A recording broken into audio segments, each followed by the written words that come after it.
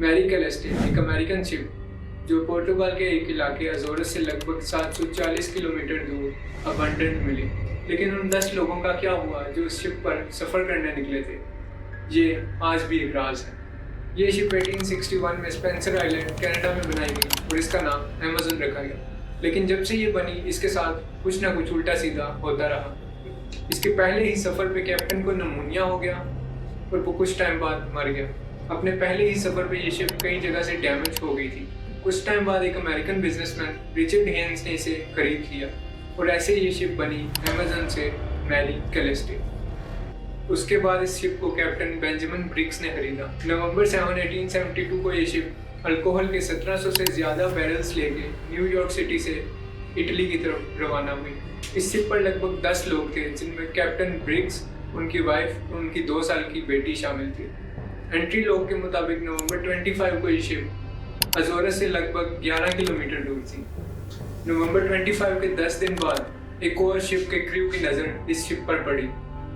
जब वो इस शिप पर आए तो ये शिप बिल्कुल खाली थी। वहाँ पे किसी इंसान का कोई निशान न था। जब वो मैरी कैलेस्टे पे गए तो वहाँ तकरीबन 3 फीट पानी था, लेकिन ये इतना पानी न था कि जिसकी वजह से पैनिक कॉज होता या वो शिप को छोड़ देते। हैरानी की बात ये थी कि उन सब का सामान वैसे का वैसा शिप पे मौजूद था।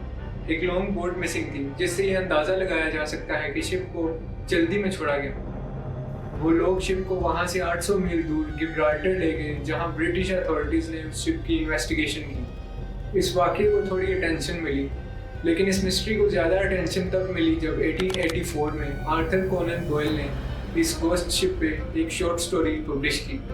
उस स्टोरी के मुताबिक एक स्लेव ने बदले के चक्कर में सबके सब पैसेंजर्स को मार दिया, लेकिन ये स्टोरी सिर्फ एक फिक्शन थी। इस स्टोरी के बाद नई नई थ्योरीज बाहर आना शुरू हो गई, लेकिन उनमें से मानने के काबिल कम ही थी। उस शिप पर वायलेंस या चोरी का कोई निशान न मिला। इस सब से ये बात तो पक्की थी कि यहाँ पे ना कोई झगड़ा हुआ है और ना कोई पायरेट इन्वॉल्व है। और इस बात का भी कोई सबूत ना मिला था कि अल्कोहल के फ्यूम्स की वजह से कोई एक्सप्लोजन हुआ और कैप्टन ने शिप को अबंडन कर दिया।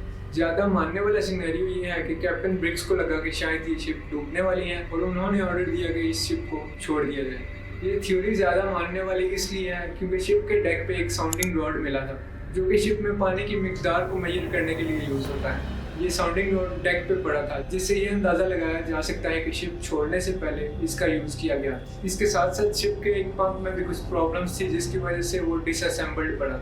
शायद साउंडिंग रॉड की गलत रीडिंग्स और एक खराब पंप की वजह से कैप्टन ब्रिग्स ने शिप छोड़ने का फैसला किया। वो एक लॉन्ग बोट लेके निकले और शायद किसी हादसे का शिकार हो गए। अनलकी मानी जाने वाली शिप कई साल तक यूज़ में रही और कई ओनर्स के पास जाती रही। 1885 में इसके ओनर जीसी पार्कर ने इंश्योरेंस क्लेम के लिए इसे डुबाने की कोशिश की, लेकिन जब ये डूब ना सकी तो इंश्योरेंस कंपनी को इसकी स्कीम की समझ लगी। लेकिन मैरी कैलेस्टे इतनी डैमेज हो चुकी थी कि उसको वहीं छोड़ दिया गया।